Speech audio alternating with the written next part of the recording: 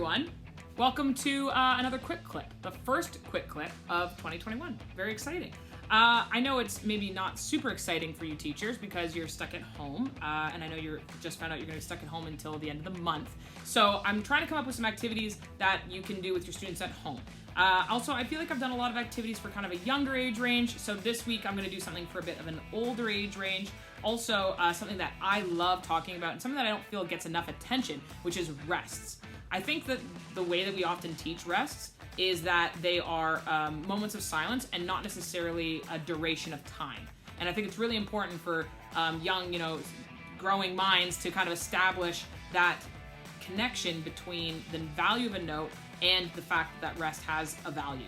And it's not just silence, but it's actually a passage of time, right? So I've been doing this activity with some of my students that are older to kind of help them not only understand the value of the rest, but kind of like, what does that mean for when we re-enter a song, right? What does that mean for that first hit that happens after a rest? So I think the best way for me to describe it to you and show you how it works is to use the handy dandy whiteboard. So I'll see you there.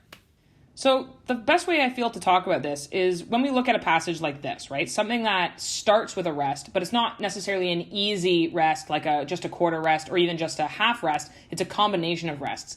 And I feel like for most of our students, when we're teaching them the value of rests, that adding these up is not that difficult thing to grasp, right? They can easily kind of find out, I'm using pink. They can easily find out that we have 2, 1, we have a half, right?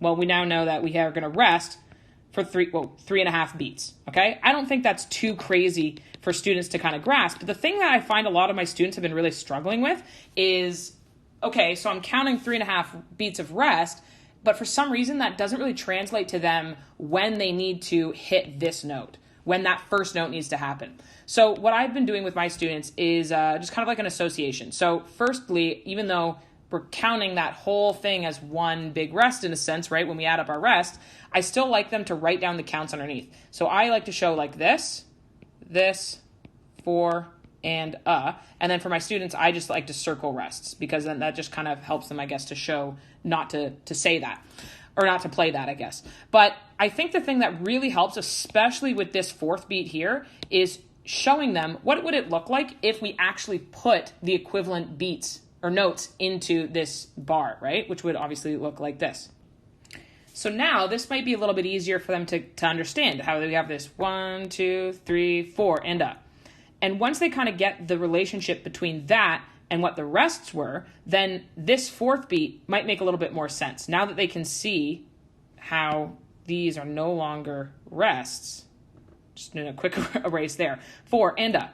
Now take that, and now we can kind of imagine it a little bit better with that absence there, if that makes sense. So this is kind of how I explain rests to my students all the time, is imagine that there is a note there. We just don't play it. And I think when I explain it like that, a lot of them understand the value of that space, right? So an exercise that I do with my students, an actual worksheet, is I will write out all of the rests, and I will then ask them to draw in the counts and what those notes would be. And then that kind of bridges a gap a little bit. And I'll show you an example of what I mean by that. So this is just a little thing I've done for one of my students, and it shows here obviously a legend of what each rest, the note that is associated with each rest, the counts, and then this is kind of what I just described, where I'm drawing the rests, putting the counts in, and then and then seeing what notes actually fit in that space. So then what I'm asking my student to do is this part down here, where I've written it out with the rests, and I want them to write it out with the notes, and to make sure that the counts are the same.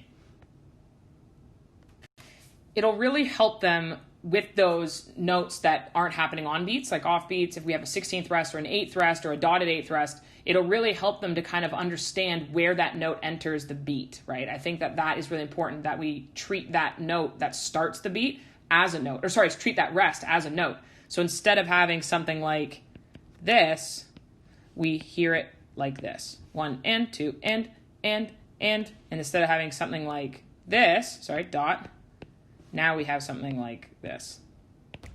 Forgot flag, right? And then now instead of this, da da da da, now we have this da da da da da, and we can kind of feel how that rhythm sits with the metronome, I guess you could say, or the beat.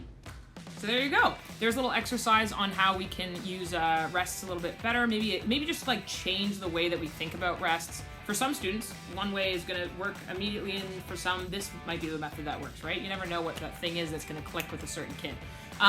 As always, reach out to me if you would like me to write a worksheet for your class. I'd be more than happy to, right? And if not, then just use everything that you just learned and create some of your own for your students. Obviously, you know your students better than I do, so that might be a better method. But please reach out if you would like me to write one for you. I'd be super thrilled to do so. All right, we will see you next week with another Quick Clips. Hang in there. We're all in this together. See you next week.